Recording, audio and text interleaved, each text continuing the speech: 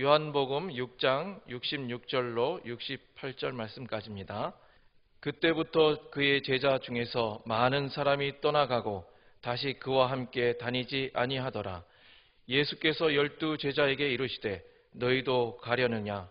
시몬 베드로가 대답하되 주여, 영생의 말씀이 주께 있사오니 우리가 누구에게로 가오리이까? 아멘.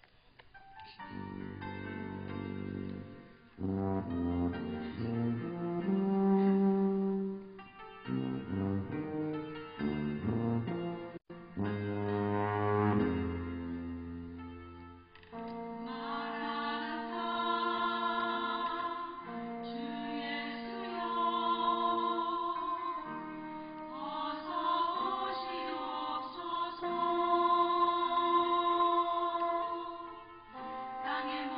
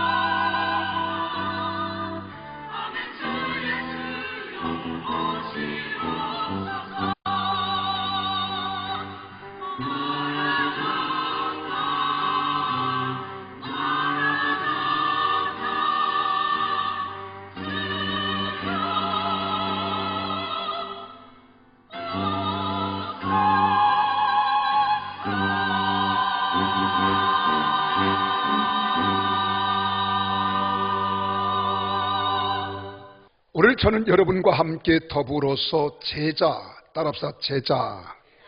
제자에 대해서 함께 깊이 생각하며 우리는 어떤 제자가 되어야 할 것인가 하는 말씀의 은혜를 함께 나누고자 합니다. 오늘 여기 성경에서 우리에게 제자 하면은 네 가지로 이야기하고 있습니다. 첫째는 세례 요한을 따르며 추종하던 제자들이 있습니다. 예수님이 오시기 전 6개월 전에 먼저 이 땅에 나신 세례 요한을 통해서 광야에서 외칠 때에 그의 말씀은 사람들에게 큰 도전과 희망이 되었습니다. 그래서 그를 따르던 제자들이 있었어요. 그리고 두 번째로는 모세의 제자들이 있다고 했습니다. 요한복음 9장 28절에서 보면 모세의 율법과 율례를 따르고 지켜 행하는 제자들이라고 이렇게 말합니다. 그리고 세 번째로는 바리새인의 제자가 있다고 마태복음 22장 16절에 기록하고 있어요. 그리고 네 번째는 오늘 우리가 생각하고자 하는 예수님의 제자입니다. 예수님의 사상, 예수님의 마음, 예수님의 가르침, 예수님의 지식을 따르는 자들입니다. 여러분, 오늘 이 본문 말씀을 통해서 몇 가지 우리가 생각해 보면 제자라고 하는 것이 어떠한 사람인가, 또한 제자는 어떻게 우리가 살아야 하는가 하는 것을 우리에게 가르쳐 줍니다. 그중에 예수님의 제자로 가리키는 경우도 여러분 오늘 본문과 그리고 전체를 보면 그 대상을 셋으로 구분해서 우리에게 이야기해 주고 있습니다. 첫째로 예수님의 제자 가운데는 우리가 누가복음 8장 9절에 보면 12제자, 사도들을 지칭하는 경우 제자라 그래요. 12제자, 12제자 그러잖아요. 또 두 번째로는 일반적인 제자가 있었음을 압니다. 누가복음 19장 37절에서 보면 예수님의 일반적인 제자가 나옵니다. 12제자를 제외한 일반적인 제자, 이들은 말씀을 듣고 교훈을 받고 예수님을 따라다녔어요. 그리고 예수님께서 가르침을 받아서 그 교훈을 얻은 대로 그들이 예수님의 은혜를 덧입은 자들입니다. 또 어떤 사람은 질병에서 치유를 받아요. 문제를 해결받습니다. 그리고 예수님을 따라다니는 제자예요.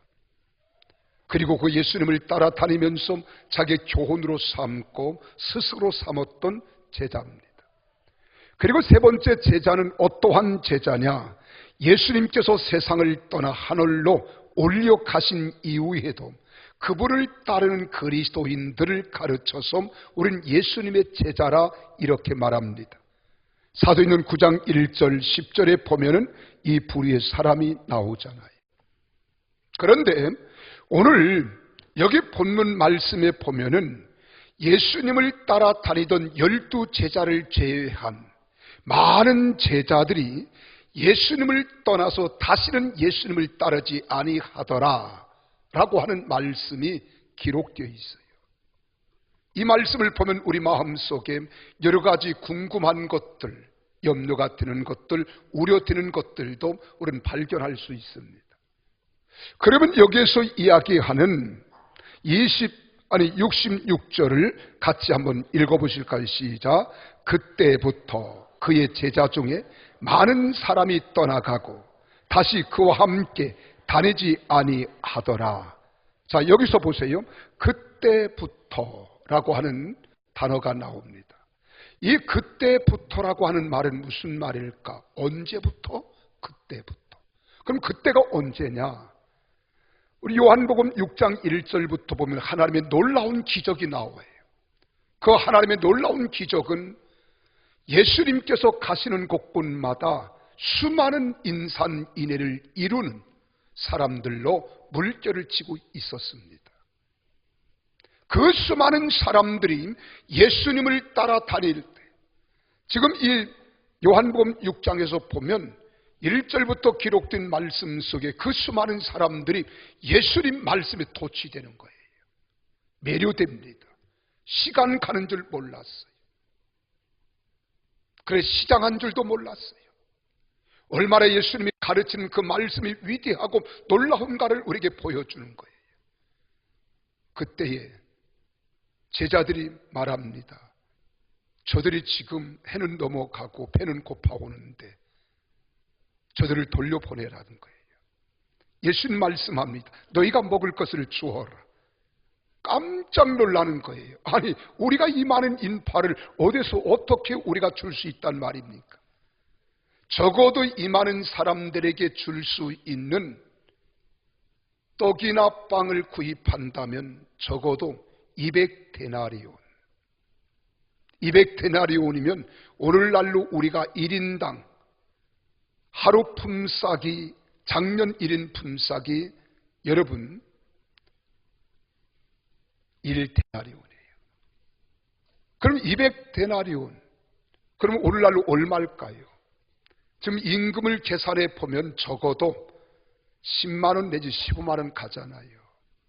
그럼 2천만 원 내지 3천만 원에 돈이 있어야 빵을 구입해서, 떡을 구입해서 이들을 먹여줄 수 있는데, 그만한 돈이 우리에게 없을 뿐더러 설령 그런 돈이 있다 할지라도 어디에 가서 갑자기 이들을 먹일 수 있는 빵을 살 수 있겠습니까?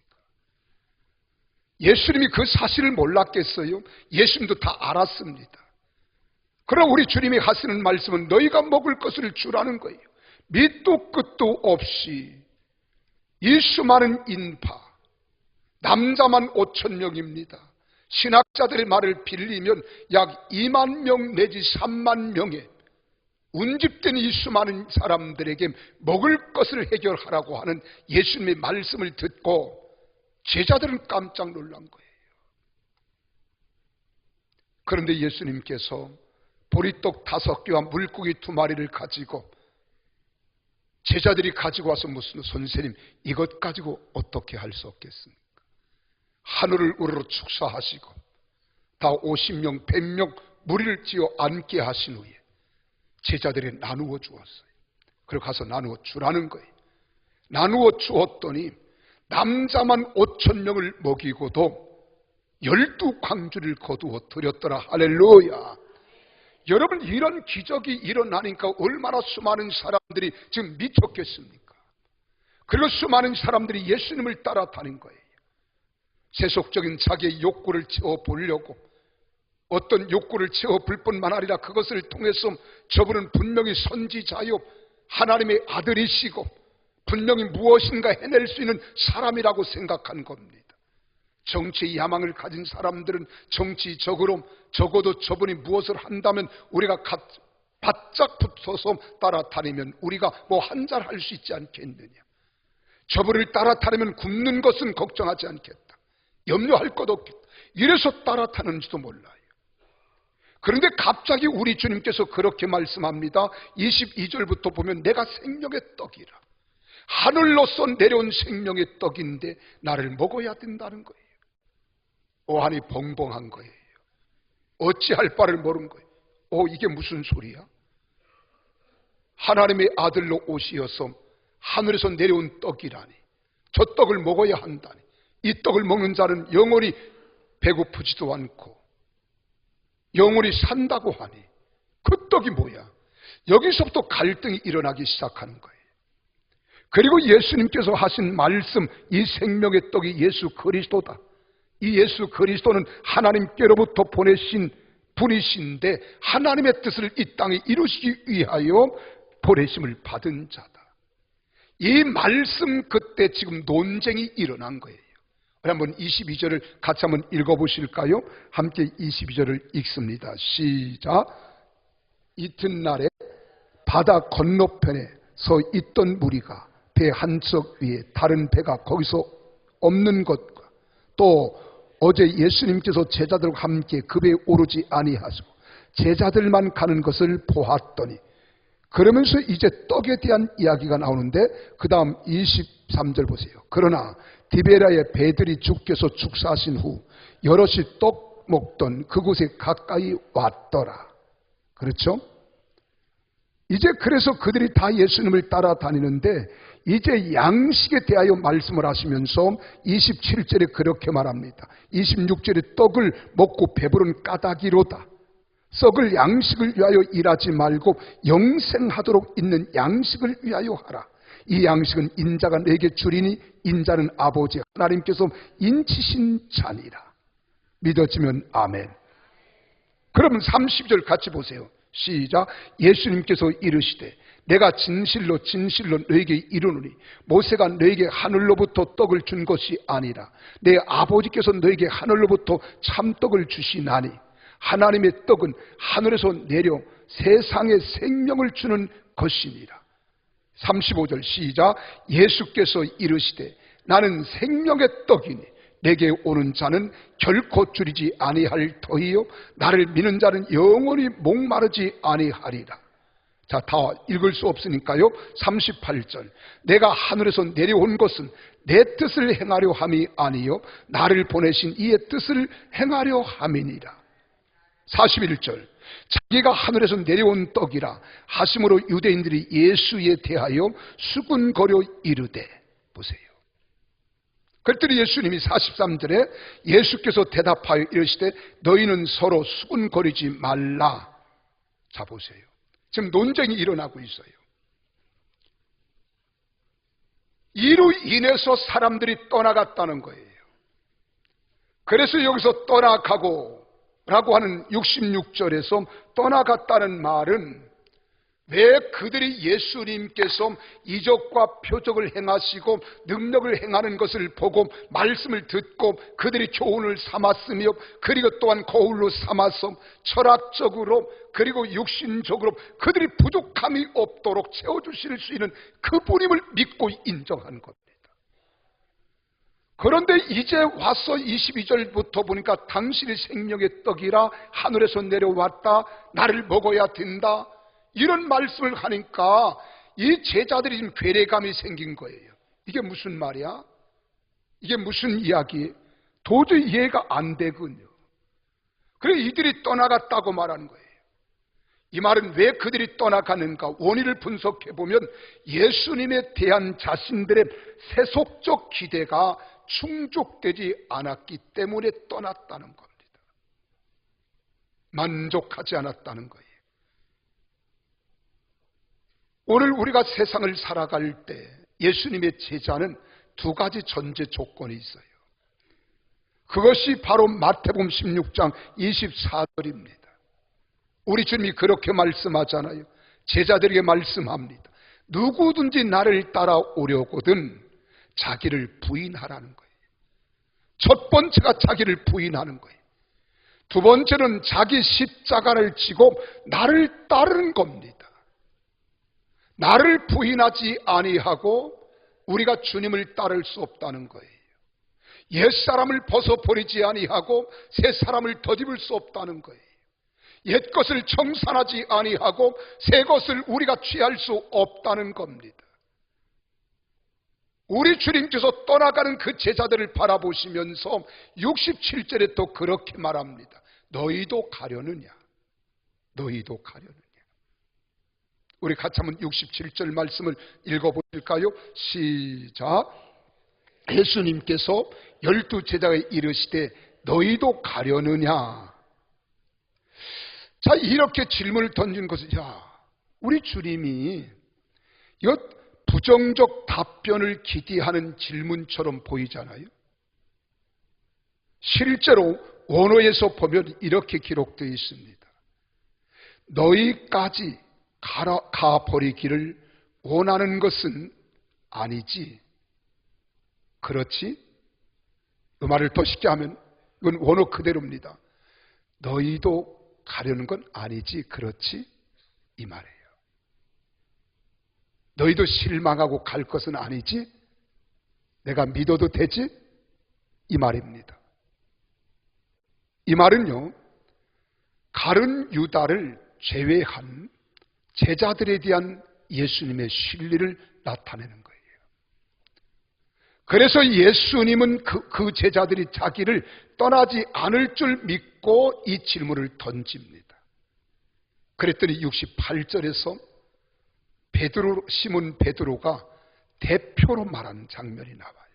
같이 68절 여러분의 신앙 고비라고 생각하시고 함께 읽겠습니다. 시작. 시몬 베드로가 대답하되 주여 영생의 말씀이 주님께 있사오니 우리가 누구에게로 가오리까?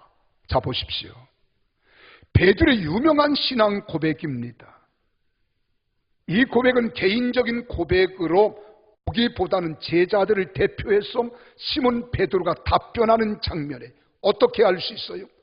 여기서 우리가 이렇게 하는 우리라고 하는 말이 나오잖아요. 우리. 이 말은 복수입니다. 여기는 12제자 이 말에 이 원문을 그대로 표현하면 주여 우리가 누구에게로 떠나갈 수 있으리까? 당신은 영생의 말씀을 가지고 계십니다. 이 말이에요. 이 말은 당신은 영생의 말씀, 영원한 생명의 능력을 소유하고 있으니 우리는 결코 당신을 떠나가지 않겠다는 거예요. 할렐루야. 예수님을 절대로 떠나지 않을 것을 강조하는 것이 후반에 나옵니다. 왜 떠날 수 없느냐? 당신에게는 영원한 생명, 영원한 말씀이 있기 때문에. 당신을 떠나면 우리가 죽는데 어찌 우리가 당신을 떠날 수 있습니까? 이 말이 22절부터 기록된 생명의 떡에 대하여 우리 주님이 설명할 때 세속적인 욕구를 채우지 못할 것 같아서 떠나갔던 제자들과는 정반대의 반응을 다른 12제자가 지금 보이고 있다 이 말입니다. 베드로 외에 다른 제자들도 예수님께서 영생의 말씀을 가지고 계심을 이해하고 있었는 것은 물론 확신하고 있었던 거예요. 왜 그런 줄 아십니까? 여기서 말씀이라 그래요. 말씀.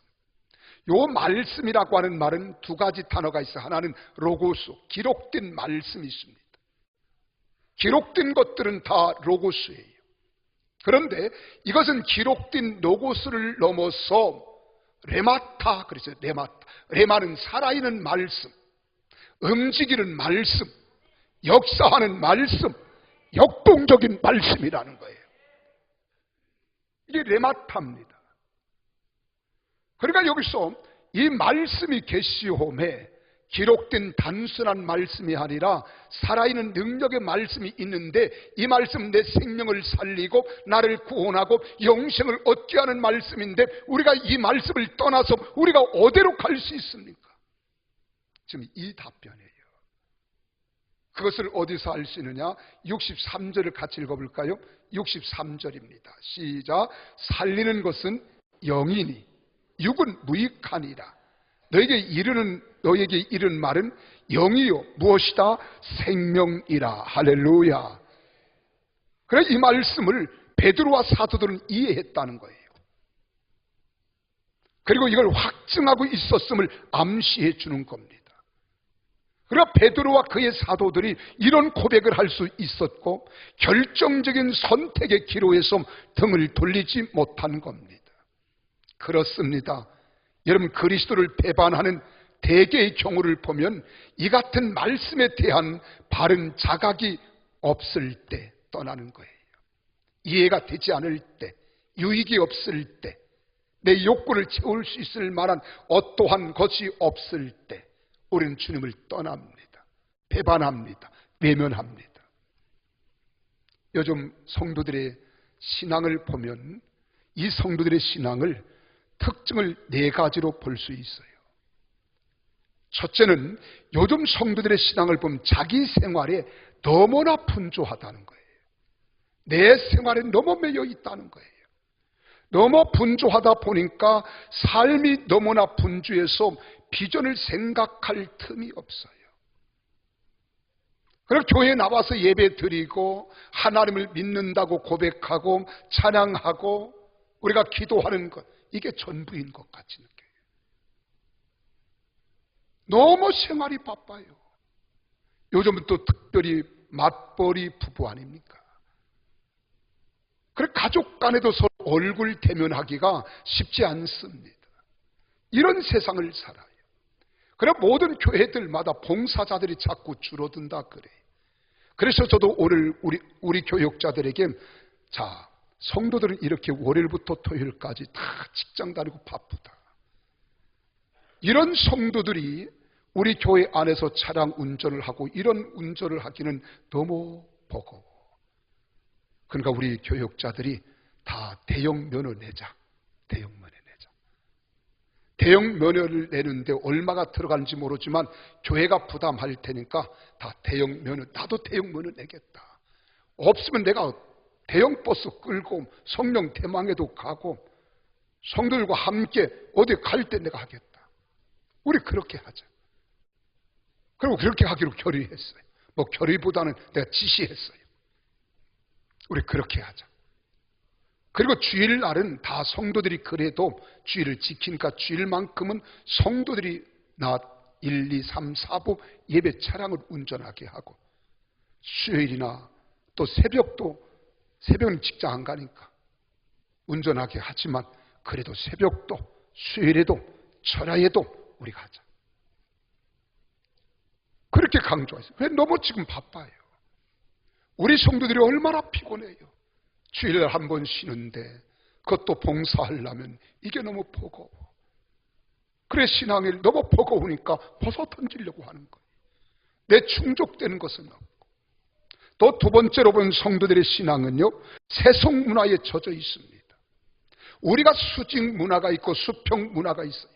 영적 문화가 있고 육적 문화가 있어요. 우리가 신적인 문화가 있고 육적인 문화가 있어요. 그런데 수직 문화는 배제되고 수평 문화에만 지금 우리는 연연하고 있습니다. 우리 자녀 교육도 마찬가지. 우리가 세상에 매여 살던 우리들입니다. 허물과 죄로 죽었던 우리예요. 이 세상 풍습을 따랐어요. 내 마음이 원한 대로 살았어요. 마음과 육체를 따라 살았어요. 이러한 내가 예수 그리스도를 나의 주권자로 나의 구속자로 내 마음에 모셔드리고 그분 말씀대로 살아가야 되는데 세상 문화가 나를 지배하고 있기 때문에 영적 문화로 탈바꿈한다는 게 그리 쉽지 않더라고요. 그래서 세상 문화가 교회 안에까지 들어와서 교회 안이 합리화가 되어지고 신앙이 합리화되어서 세속 문화가 교회 안에 물들이기 시작하는 거예요. 그래서 거룩함이 사라졌어요. 그러나 그 가운데에서 교회는 교회로서의 거룩함을 유지하며 견디어 승리해야 참된 교회가 될 줄로 믿으시기를 바랍니다. 교회는 절대로 세속주의가 들으면 안 됩니다. 합리주의에 의해서 우리 기독교 신앙과 진리가 왜곡되면 안 되는 거예요. 그래서 WCC는 연합이라고 하는 이런 혼합주의로 가고 있기 때문에 철저히 WCC를 우리가 배격하고 배제하는 거예요. 이 세속 문화가 교회 안에까지 들어갔어요. 우리 아이들이 주일날 한 번 예배 드린 것 때문에 그 일로 인해서 세속 문화를 배제하고 우리가 영적 문화를 세워갈 수 있는 이런 능력도 없습니다. 그래서 세속 문화에 찌들려 살던 우리 아이들이 교회 와서 예배 한 번 드리려면 이게 익숙치 않아 하니까 몸서리를 치는 거예요. 몸서리를 쳐요. 막 핸드폰 하고요. 우리 어른들조차도 예배 시간에 구별되어 드리지 못하고 핸드폰 하고 삐삐를 열어놓고 그러니까 예배 시간 막 울리는 것 아니겠어요? 그럼 이걸 열어놓았으니까 울리면 또 이게 누구한테 왔을까 궁금해서 견딜 수 없는 거예요. 참아낼 수 없고 이겨낼 수가 없는 거예요. 이게 세속 문화가 우리에게 지금 젖어 있기 때문에 그렇습니다. 그리고 성도들의 신앙 양상도 보면 이기주의 신앙에 빠져 있습니다. 오직 내 자신과 내 가정, 내 자식, 내 문제에 집착하고 자기 축복 쪽으로만 생각하고 있다는 거예요. 자기 이기입니다. 이기주의가 팽배한, 이게 말세 고통하는 때 한 현상 아닙니까?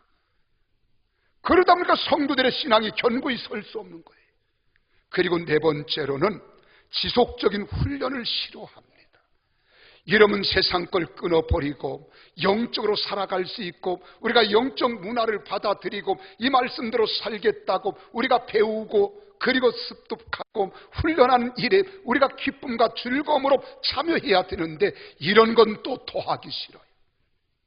왜? 우리는 어렸을 때부터 얼마나 세상 교육에 진저리가 납니까?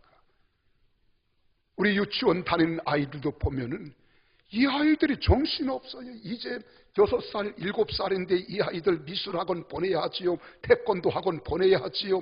뭐 또 좀 더 특기를 자랑하고 하려고 하면 발레 학원 보내지요.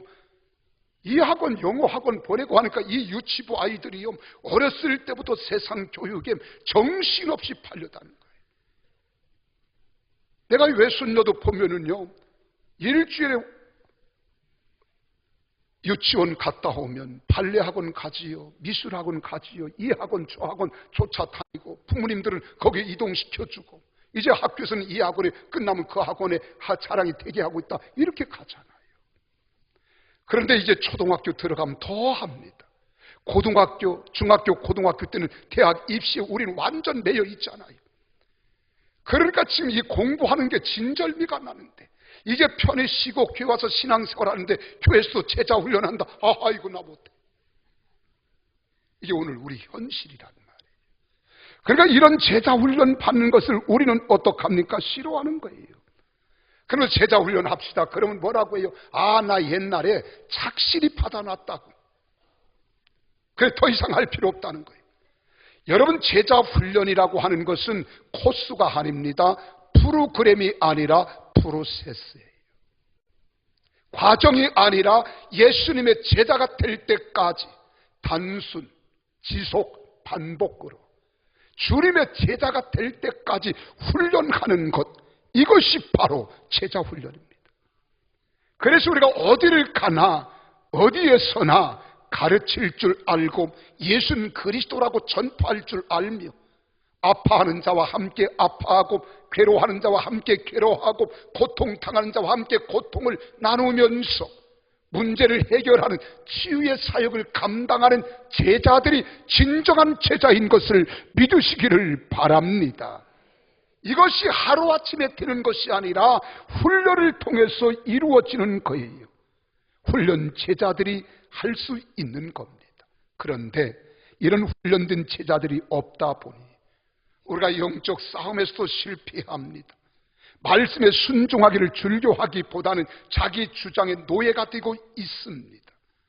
그러다 보니까 현대교회는 4가지를 상실했어요. 그 첫째는 사명의 본질을 잃어버렸습니다. 그리스도인이 무엇을 해야 하는가를 잊어버리는 거예요. 마태복음 28장 18절에서 20절에 우리 주님께서 그렇게 말씀하시잖아요. 예수님께서 나와 말씀하여 이르시되 하늘과 땅의 모든 권세를 내게 주셨으니 그러므로 너희는 가서 모든 족속으로 제자를 삼아 아버지와 아들과 성령의 이름으로 세례를 베풀고 내가 너에게 분부한 모든 것을 가르쳐 지키게 하라. 지키게 하라. 볼지어다 내가 세상 끝날까지 너희와 항상 함께 있으리라. 할렐루야.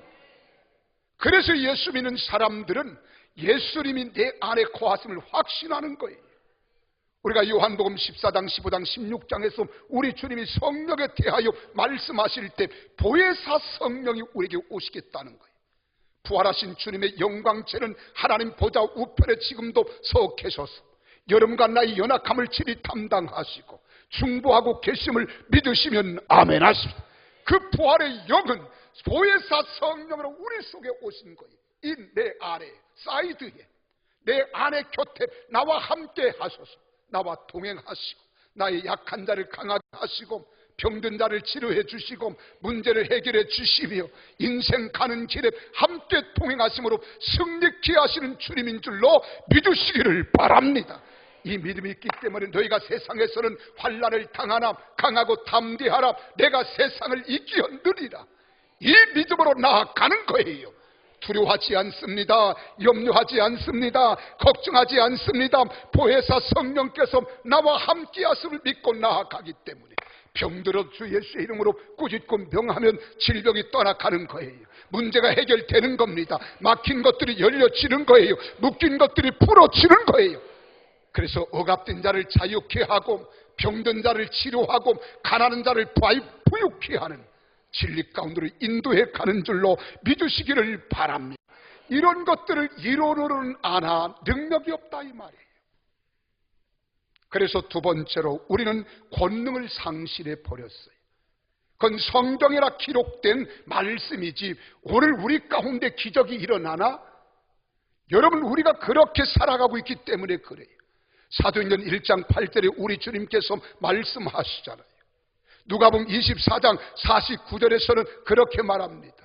위로부터 이 능력이 입히올 때까지 이 성을 떠나지 말라. 이 능력은 언제 오느냐? 오직 성령이 너에게 임하시면 너희가 권능을 받는다 이 말이에요. 그래서 예루살렘, 유대, 사마리아 땅끝까지 복음의 증인이 될 뿐만 아니라 이런 문제를 해결하고 이루어 갈 수 있는 능력자가 되는 줄 믿습니다. 근데 이 권능이 이제는 하나의 성경에 기록된 말씀이지 우리와는 거리가 멀어요. 권능이 없어요. 기도해도 응답을 받지 못합니다. 바람일 뿐이지 행함이 없어요. 세 번째로는 은사를 잃어버렸어요. 오늘 이 시대의 은사에 대하여 별로 관심이 없습니다. 하나님의 영이 우리에게 임하면 그 성령을 통해서 각종 은사를 주시는데 성경에는 28가지 은사를 말하고 있지만 도래의 신부는 약 40가지 은사가 있다 하였고 볼마라는 신학자는 1만 가지 은사가 있는데 성령을 받은 자들의 이 은사를 주심으로 일할 수 있는 도구로 세상을 살아갈 수 있는 능력으로 우리에게 주시는 하나님의 은총이요 선물인 줄 믿으시기를 바랍니다. 그런데 네 번째로 성령의 능력과 말씀으로 무장된 제자가 오늘 없다는 겁니다. 우리 주님이 우리가 어떤 사람 되기를 원하십니까? 마가복음 3장 13절에서 15절에 보면 그렇게 기록하고 있습니다. 다 같이 한번 읽겠습니다. 시작. 또 산에 오르사 자기가 원하는 자들을 부르시니 나아온지라. 이에 12를 세우셨으니 이는 자기와 함께 있게 하시고 또 보내사 전도도 하며 귀신을 내쫓는 권능도 가지게 하려 하심이라. 할렐루야. 여러분, 주님의 제자는 주님과 같은 사상, 주님과 같은 지식, 주님과 같은 성품, 주님과 같은 비전을 우리는 닮아야 합니다.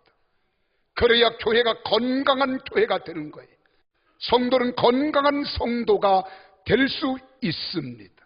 그래서 예수님과 같은 말, 예수님과 같은 마음, 예수님과 같은 뜻, 예수님과 같은 열매를 맺어 세상에서 그리스도의 향기를 날리고 소금과 빛의 역할을 감당해 나아갈 때 성령의 능력과 말씀으로 세워지는 제자가 될 수 있음을 믿으시기를 바랍니다. 이런 교회가 건강한 교회예요. 힘 있는 교회예요. 능력 있는 교회입니다. 그래서 바울이 고린도 교회 성도들에게 부탁하잖아요. 고린도전서 1장 10절에 우리 다 같이 함께 읽습니다. 시작. 형제들아, 내가 우리 주 예수 그리스도의 이름으로 너희를 권하노니 모두가 같은 말을 하고 너희 가운데 분쟁이 없이 같은 마음과 같은 뜻으로 온전히 합하라. 할렐루야. 그래서 교회는 예수님의 교회로서 예수님과 같은 말을 통해 사상과 지성이 같아야 합니다.